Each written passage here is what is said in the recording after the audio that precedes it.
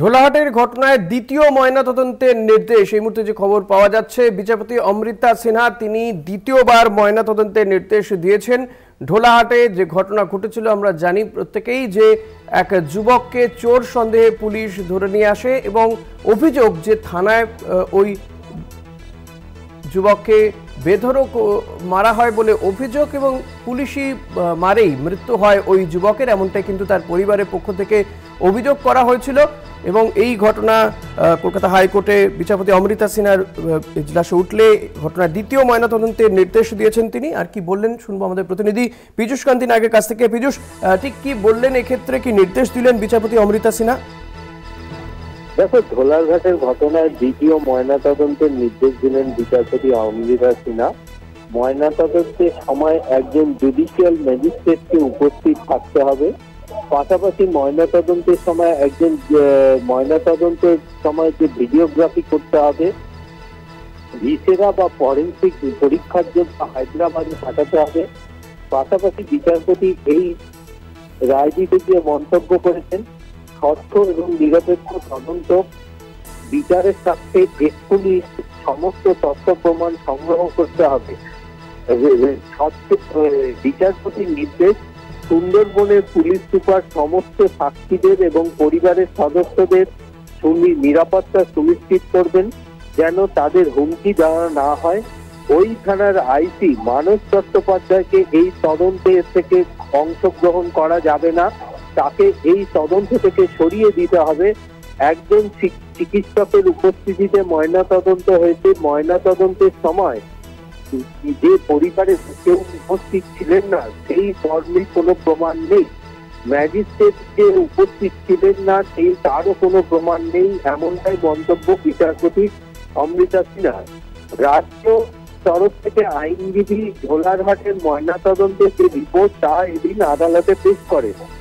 কোনো ম্যাজিস্ট্রেটের উপস্থিত বা কিন্তু ভিডিও উপস্থিত ছিল না, কিন্তু ভিডিও রেকর্ডিং করা হয়েছে সেই বিষয়টি রাজ্যের তরফ থেকে জানানো হয়। দেহের বিভিন্ন জায়গায় আঘাতের চিহ্ন আছে। ময়নাতদন্তের রিপোর্ট থেকে বিচারপতি নিশ্চিত হয়েছেন কেন ম্যাজিস্ট্রেট ছিলেন না, কেন পরিবারের লোকজনকে ময়নাতদন্তের বিষয়টি জানানো হয়নি, গাইডলাইন মেনে কেন ময়নাতদন্ত করা হয়নি, এই ধরনের প্রশ্ন তুলেছেন বিচারপতি অমৃতা সিনহা। মৃতের জামাইবাবু মহসিন মোল্লা ময়নাতদন্তের সময় উপস্থিত ছিলেন, এমনটাই দাবি করেছেন রাজ্যের আইনজীবী শীর্ষণ্য বন্দ্যোপাধ্যায়। আবেদনকারীর আইনজীবী পরে জানিয়েছেন যে না, রাজ্যের এই তথ্য সঠিক নয়। দেহ মৃতের রাজ্য তরফ থেকে জানানো হয় দেহ বাবাকে হস্তান্তর করা হয়েছে। বিচারপতি অমৃতা সিনহা এর প্রেক্ষিতে বলেন, যদি নিয়ম মেনে ময়নাতদন্ত না হয় তাহলে যথাযথ পথে সেক্ষেত্রে রাজ্যের এই বক্তব্যের প্রতিবন্ধকতা আসতে পারে। বিচারপতি পরিষ্কার জানিয়ে দিয়েছেন, ঢোলারঘাটের ঘটনায় প্রশ্নের মুখে রাজ্যের বেসরকারি হসপিটালের ভূমিকাও রয়েছে বলে তিনি মনে করছেন। ময়নাতদন্তের রিপোর্টে জন্ডিসের কথা বলা নেই। 4 জুলাই যখন প্রথমবার জন্য নিহত যুবককে হাসপাতালে নিয়ে যাওয়া হয় তখন তিনি শারীরিক এবং মানসিকভাবে সুস্থ ছিলেন, কিন্তু গতকাল রাজ্যের দাবি ছিল যে এই বেসরকারি হাসপাতাল জানিয়েছে মৃতের খুব জন্ডিসে আক্রান্ত ছিলেন। হাসপাতালকে মামলায় পার্টি করা হয়েছে কিনা, অর্থাৎ সংযুক্ত করা হয়েছে কিনা তা জানতে চাওয়া হয়।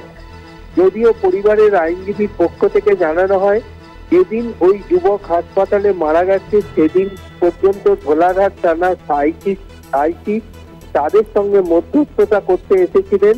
পরিবারের সদস্যদের হুমকি দেওয়া হয়েছে, এক্ষেত্রে নিরাপত্তার প্রয়োজন বলে আদালতের কাছে জানিয়েছেন পরিবারের আইনজীবী। তারই প্রেক্ষিতে বিচারপতি অমৃতা সিনহা ওই পুলিশ আধিকারিককে বিচারপতি অমৃতা সিনহা সুন্দরবনের পুলিশ সুপার ছকে সমস্ত সাক্ষী এবং পরিবারের লোকদের নিরাপত্তার নির্দেশ জারি করেছেন।